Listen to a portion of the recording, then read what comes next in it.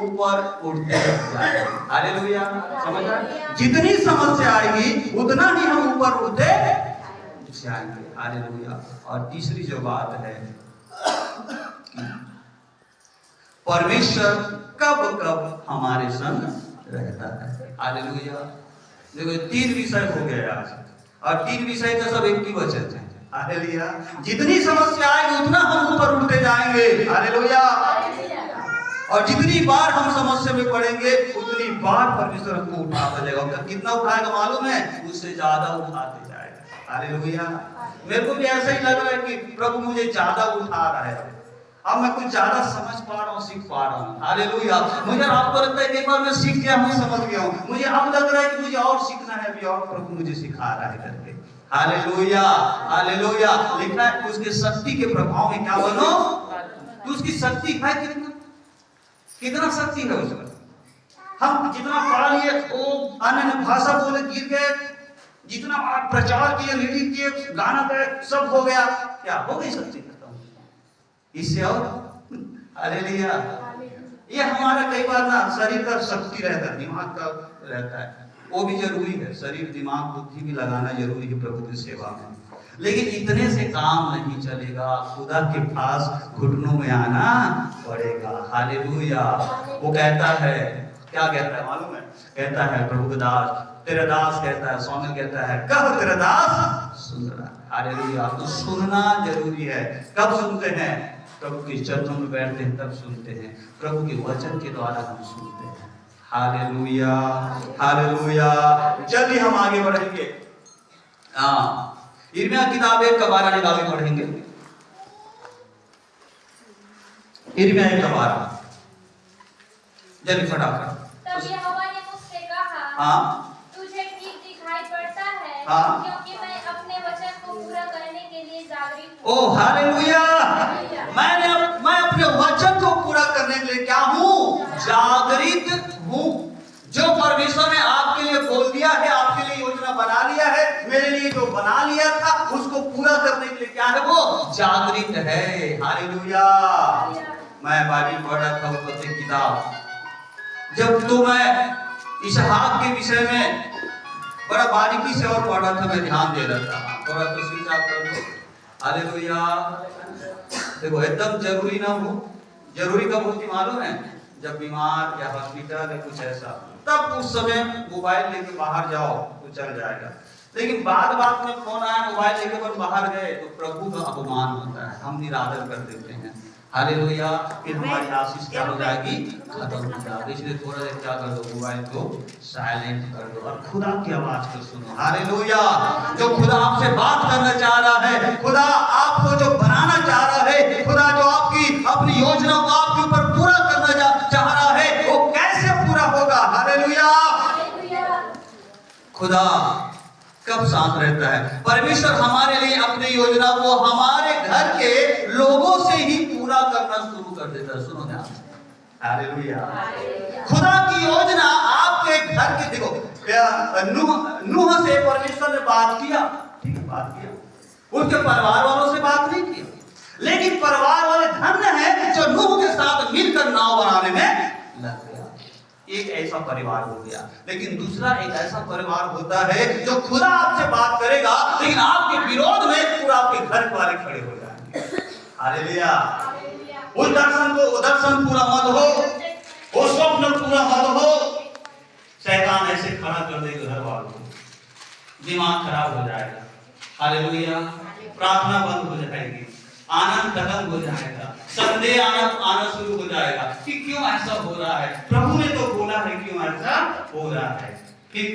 इधर उधर से आवाज भी आना शुरू हो जाएगा। हो सकता है शैतान के द्वारा बात आई होगी, कई प्रकार की बातें आएंगी। हालेलुया। यहाँ पर उत्पत्ति किताब 37, फटाफट जल्दी पढ़ेंगे, जल्दी खत्म होगा।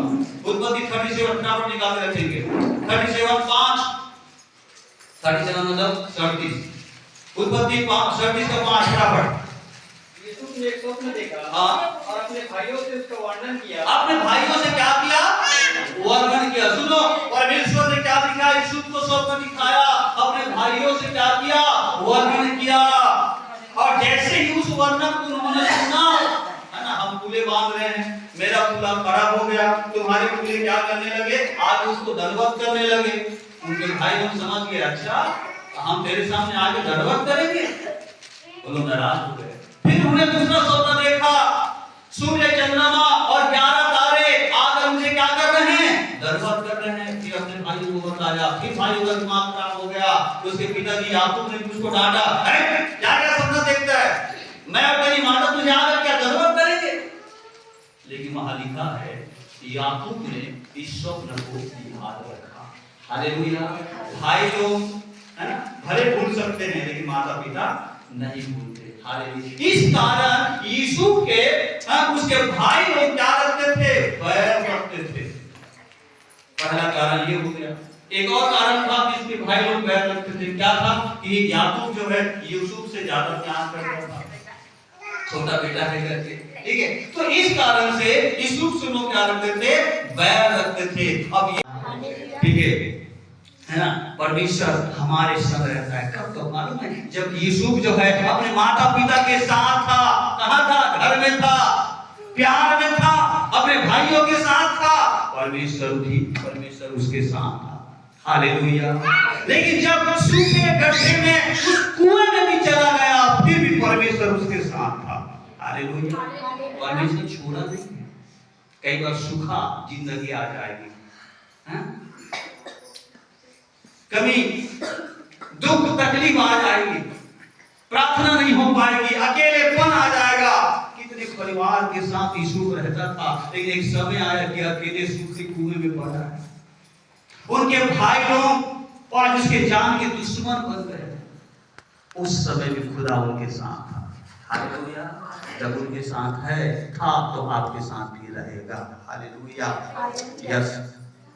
जब अपनों के द्वारा बेचा गया, देखो बेच भी दिए उसको कुएं में डाल दिए, फिर खाना खाने बैठ गए सब लोग। ऐसे भी होते हैं, बताओ परिवार दुख देके ऐसे कष्ट में डाल के फिर खाना भी खा रहे हैं, उसको कोई फर्क ही नहीं पड़ता। हालेलुया। है ना। उसके बाद क्या हुआ, 26-27 को पढ़ो जल्दी से, 26-27 फटाफट। तब यहूदा ने अपने भाइयों से कहा, अपने भाई को घात करने और उनका खून छिपाने से क्या लाभ होगा। आओ हम इसे इस्माइलियों के हाथ बेच दें। आओ हम इसे क्या कर दे, बेच दे। देखो उसको बेच दिया गया। कहां से कहां आया, एक घर से निकला, प्यार के घर से निकला, पिता के घर से निकला, और दुख के जगह में आ गया, कुएं में डाल दिया गया। कुएं से निकालकर इस्माइलियों के हाथ उसको बेच दिया गया। एक छोटा बेटा, हालेलुया, उसको इस्माइलियों के हाथ बेच दिया गया। और उसके बाद और अपना हाथ उस पर, हाँ बस उसके बाद 39 का 2 और 3 पर रूबेन ने गड्ढे पर नहीं 39 का 39 का 2-3। यीशु अपने मिस्री स्वामी के घर में रहता था। देखो अब कहां पहुंच गया, ये कनान से मिस्र पहुंच गया और अपने मिस्री स्वामी के घर रहता था। अर्थात जब मिस्र में गुलाम बन के रहा, तब भी परमेश्वर उसके साथ था। हालेलुया। और यहोवा उसके संग था। कौन था वो? हालेलुया। देखो हम क्या सोचते हैं, क्या परमेश्वर छोड़ देगा, क्या परमेश्वर भूल जाएगा? नहीं। आपके लिए जो परमेश्वर ने योजना बनाया है, आपके लिए जो प्रभु ने लहू बहाया है, दाम देके आपको मोल लिया है, आपको कभी छोड़ेगा नहीं। हालेलुया। कहां भी रहो, जहां भी रहो, जैसे भी स्थिति में रहो, बस यीशु के समान उसको पुकारते रहो। हालेलुया। ये गुलाम बन के चला गया, और वहां क्या हो रहा है, उनको बेच दिया गया, गुलाम बन के रहने लगा मिस्री स्वामी के घर। लेकिन वहां भी परमेश्वर यीशु के साथ था। हालेलुया। ठीक, आगे जब पढ़ते हैं उसके बाद क्या हुआ, 39 का 6 पढ़ो। इसलिए उसने अपना सब कुछ यीशु के हाथ में यहाँ तक छोड़ दिया कि अपने खाने की रोटी को छोड़ और अपनी संपत्ति की हार। Oh hallelujah. कौन? पोतीफर के घर का क्या बन गया वो? अधिकारी। कौन? यीशु। कहां से निकला है? पिता के घर से निकला, आनंद के घर से निकला, दुख के स्थान में आ गया, कुएं में जा पड़ा, कुएं में उसको डाल दिया गया, कुएं से निकालकर मिस्रियों के हाथ उसको मिस्र में जाके गुलाम बन के रहना पड़ा। और मिस्र में रहकर पोतीफर के घर में भी परमेश्वर उसके साथ रहा, उनके कामों में आशीष दिया, और क्या बन गया मालूम है? पोतीफर के घर का अधिकारी बन गया। हालेलुया। समस्या जो आती है मेरे प्रियो, यदि मैं और आप परमेश्वर के बुलाए गए और चुने गए हैं, यदि मैं और आप हर हालात में परमेश्वर का भय को मानते हैं, कभी मैं और आप नीचे नहीं गिरेंगे, नीचे पड़े भी रहेंगे, परमेश्वर उठाएगा। हालेलुया। आइए यूसुफ देखो पोतीफर के घर का अधिकारी बन गया। हालेलुया। सब उसके इशारे में होता है। पोतीफर जो है वो किसी बात की चिंता नहीं, बस खाना है, क्या खाना है, आज मेरे को ये खाना है, अच्छा और ले आओ, बस हो गया। बस क्या बनाया, आज ये बना देना, आज ये खाने का मन है, सब ठीक है, हाँ बस देखो एक घर का मालिक ऐसा बन गया। सब इस यीशु के हाथ में सौंप दिया। खेती बाड़ी, गाय बैल भैंस, नौकर चाकर, संपत्ति प्रॉपर्टी सब आवक जावक वही देख रहा है। हालेलुया। उस घर का पूरा खजांची बन गया। वो कहां से निकला? कुएं से। इस्माइलों के हाथ भेज दिया गया, मिस्र में आ गया, लेकिन फिर भी परमेश्वर का भय मानने वाला। कैसे मानने? आगे जब हम पढ़ेंगे